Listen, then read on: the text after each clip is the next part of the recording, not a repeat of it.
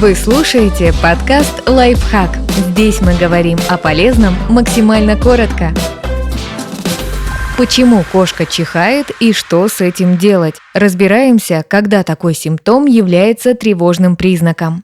Инфекции. Они являются основной причиной чихания. К таким инфекциям относятся вирус герпеса кошек, кальцивироз, вирусный иммунодефицит, хламидиоз, микроплазмоз и другие. Из-за инфекции ослабленный организм кота более подвержен другим болезням. Например, у животного с герпесом также может развиться вторичная бактериальная инфекция.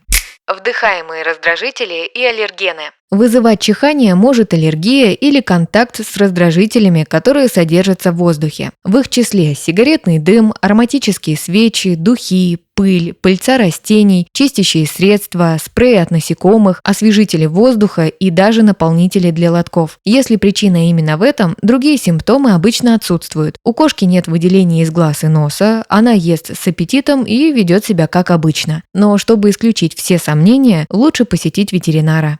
Другие причины. Кошка может чихать несколько дней после того, как она получила интраназальную вакцину, или когда просто пытается прочистить свои носовые проходы. Иногда такая реакция организма вызвана инфекцией или воспалением корня зуба, а в особенно редких случаях чихание может быть одним из симптомов рака.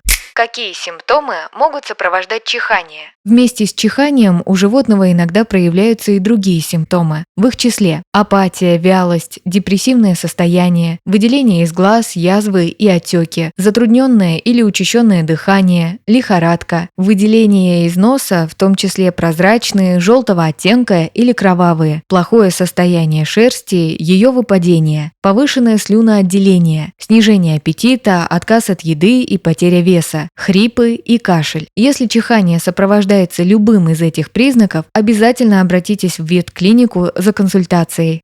Что делать, если чихает кошка? Если кошка чихнула лишь пару раз и других симптомов нет, понаблюдайте за ней несколько дней. В это время внимательно отслеживайте любые изменения в ее поведении и состоянии, а также старайтесь держать подальше от остальных питомцев. Если тревожные признаки не проявились, а чихание не повторяется, причин для беспокойства наверняка нет. Если же кот чихает постоянно, при этом выделяется кровь или заметны другие признаки, к ветеринарному врачу нужно обращаться без промедления.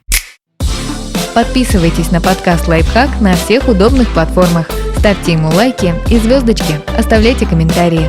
Услышимся!